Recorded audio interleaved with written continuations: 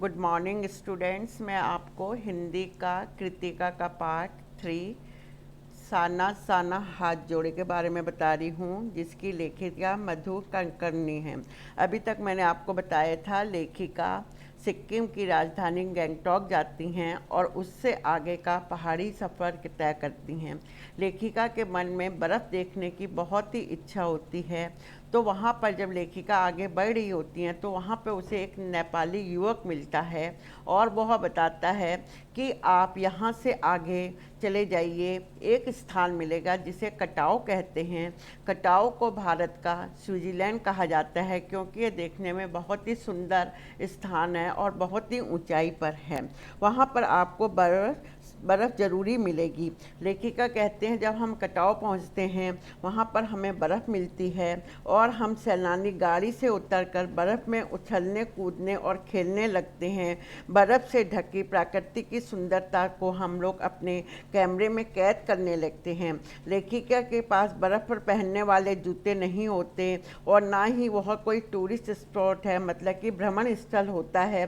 उसके पैर ठंड से झंझनाए लगते हैं, लेकिन उसका मन खुशी और आनंद से झूम रहा होता है और लेखिका वहाँ के प्राकृतिक सौंदर्य को अपने मन और चित्त में भर लेना चाहती है, जिससे कि वह जब वापस मैदानी स्थानों पर आए तो उनकी सुंदरता को बार बार याद करके प्रसन्न रह सके।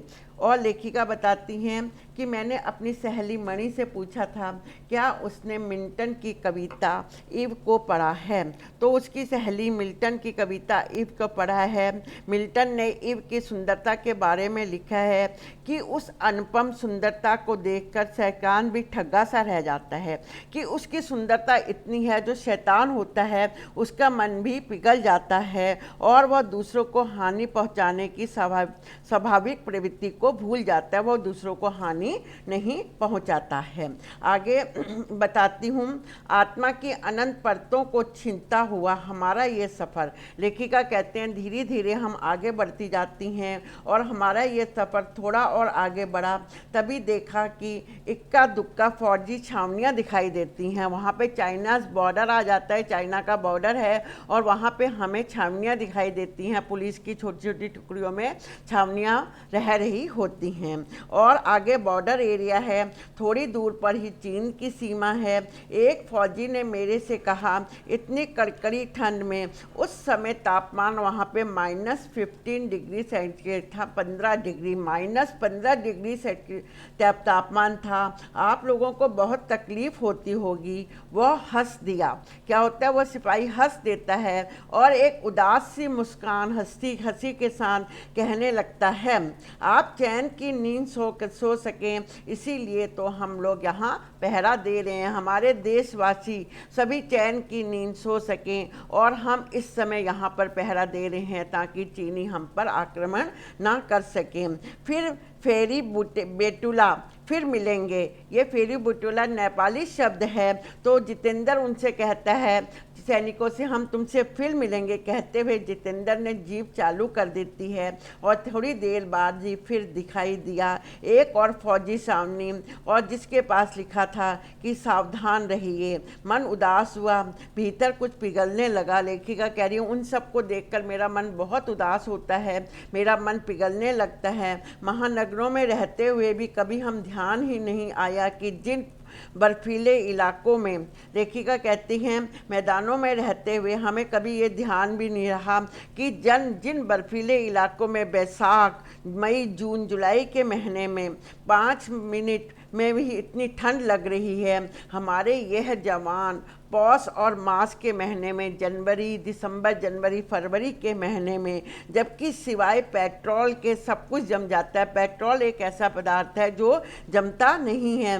तैनात रहते हैं, हर समय यहाँ पर रहते हैं और जिन सकरे घुमावदार और ख़तरनाक रास्तों से गुजरने भर में हमारे प्राण काँप रहे हैं। लेखिका कह रहे हैं जितने सकरे रास्ते हैं, घुमावदार रास्ते हैं और ख़तरनाक रास्ते हैं, इनसे जाने पर हमारे प्राण काँप रहे हैं, उन रास्तों पर बनाने में जाने कितने के जीवन संकट हो गया होगा और कितनों ने इस रास्ते पर बनाने में अपने जीवन को ख़त्म कर दिया होगा, कितनों की ही मृत्यु हो गई होगी। मेरे लिए ये यात्रा सचमुच एक खोज यात्रा थी। पूरा सफ़र चेतना और अंतर यात्रा में हलचल मचाने वाला था। बहरहाल हम लोग लाचुग वापस लौटकर फिर थुमथांग की ओर गए।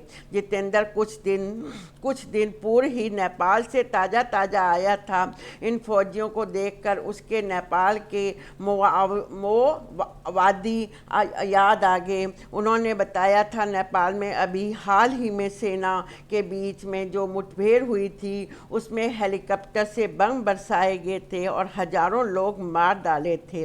पर जिगर देखिए इनका, जैसे ही इनका कोई भी आदमी नीचे गिर जाता है या मर जाता है तो ये तुरंत उसको अपनी पीठ पर बांधकर उसके डेड बॉडी को अपनी पीठ के पीछे बांध लेते हैं। क्या मजाल कि एक भी लाख सरकार के हाथ में लगी हो। मैडम, अखबारों में आपने ये कहीं नहीं पढ़ा होगा। योमथामना की घाटियों में एक और आकर्षण देखा था। वहाँ पर प्रियसुता के फूल थे। जितेंद्र बता रहा था कि बस 15 दिनों में ही देखिए पूरी घाटी फूलों से लद जाएगी। पूरी घाटी में तरह तरह के फूल खिलने लग जाएंगे और ये घाटी बहुत ही सुंदर लगने लगती है। ऐसी सुंदर लगने लगती है, ऐसा लगता है कि किसी ने यहाँ पर सेज बिस्तर बिछा दिए हों रंग बिरंगी। इतनी सुंदर तरह के यहाँ पे फूल खिल जाते हैं।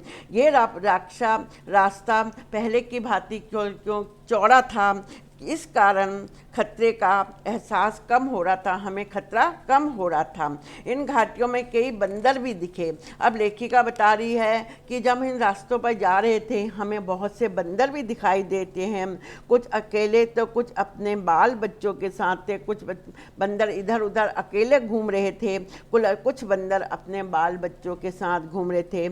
इन्हें देखकर जितेंद्र फिर चालू हो गया।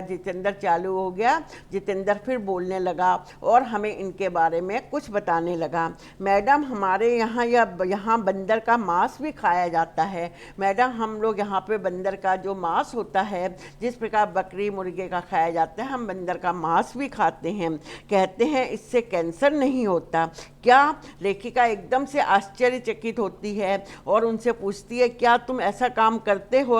क्या तुमने खाया है बंदर का नाम? मेरी बात छोड़िए मैडम, मैंने बंदर तो क्या कुत्ते तक का भी मांस खाया है। तो जितेंद्र कहता है, तो आप बंदर की बात कर रहे हैं, मैंने कुत्ते तक का मांस भी खाया है। सभी सेनानी जितेंद्र की उसकी बातों को गप समझकर विश्वास नहीं करते हैं। पर मैं जानती थी कि जितेंद्र सही बोल रहा है। मुझे पता था जो जितेंद्र बोल रहा है वह सही बोल रहा है। इन पठारी इलाके भी भयंकर गरीबी में, झारखंड और इन पठारी इलाकों में भयंकर गरीबी होने के कारण जिस प्रकार झारखंड और दक्षिण बिहार के पठारी इलाकों में देख चुकी थी, लेखिका कहती हैं, जहाँ के आदिवासी सुअर तक का दूध पीने को विश्वास हो जाते हैं। परंतु लेखिका को उसकी बातों पर विश्वास था क्योंकि उसने पहले बिहार और दक्षिण भाग में सुअर के दूध पीने को मजबूर एक आदिवासियों को देखा